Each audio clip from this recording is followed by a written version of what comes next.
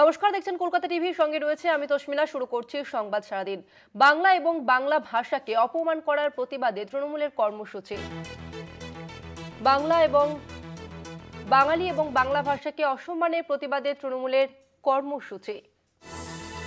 বাঙালির অস্মিতা রক্ষায় গান্ধী মূর্তির পাদদেশে কর্মসূচি জয় হিন্দ বাহিনী। বাঙালির অস্মিতা রক্ষার আন্দোলনে ঝাঁঝ বাড়াচ্ছে জয় হিন্দ বাহিনী। বাঙালি এবং বাংলা ভাষাকে অসম্মানের প্রতিবাদে তৃণমূলের কর্মসূচি। বাঙালির অস্মিতা রক্ষায় গান্ধী মূর্তির পাদদেশে কর্মসূচি জয় হিন্দ বাহিনীর।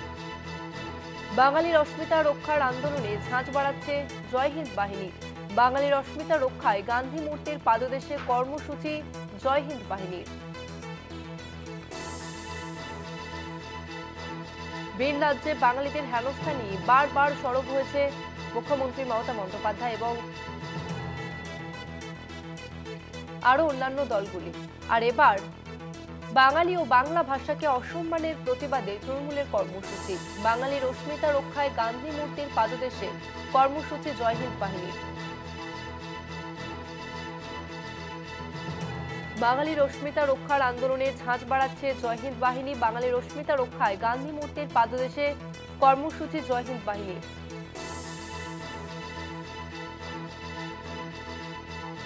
আমরা আরো বিস্তারিত জানবো। আমাদের সঙ্গে ফোন লাইনে রয়েছে প্রতিনিধি শশাঙ্ক মণ্ডল। শশাঙ্ক, আজকে কি কি কর্মসূচি রয়েছে এই জয় হিন্দ বাহিনীর?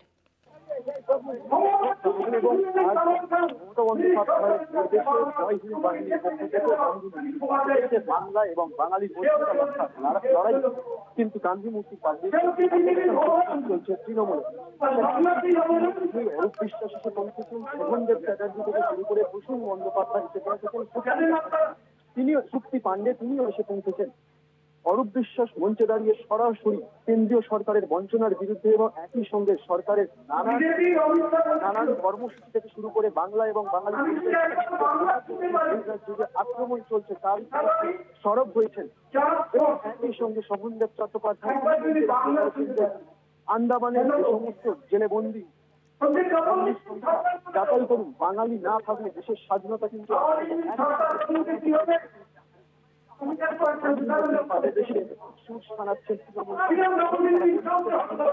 বাংলায় রয়েছে এবং বাঙালির কংগ্রেস পাশে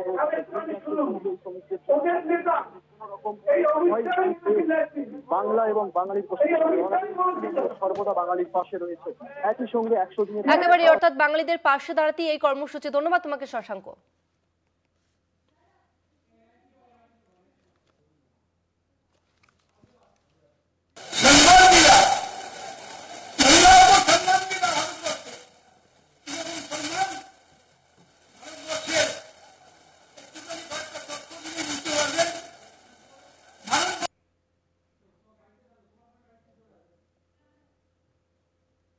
যেখানে যেখানে ডবল ইঞ্জিন সরকার, বাংলা বললেই তাদের উপর সন্ত্রাস মারছে, তাদের জল বিদ্যুৎ কেটে দেওয়া হচ্ছে, কাউকে কাউকে জীবনে মেরে ফেলা হচ্ছে, আর কাউকে কাউকে অন্য দেশেও পাঠিয়ে দেওয়া হচ্ছে।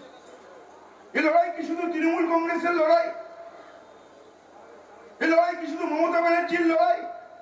এ লড়াই আমাদের সকলের, যারা আমরা এই বাংলা মায়ের সন্তান, যারা বাংলায় জন্মগ্রহণ করেছি আর প্রথম মা বলে ডেকেছি, সেই বাংলা ভাষার উপরে সন্ত্রাস গর্জে উঠতে হবে আপনাদের সবাই।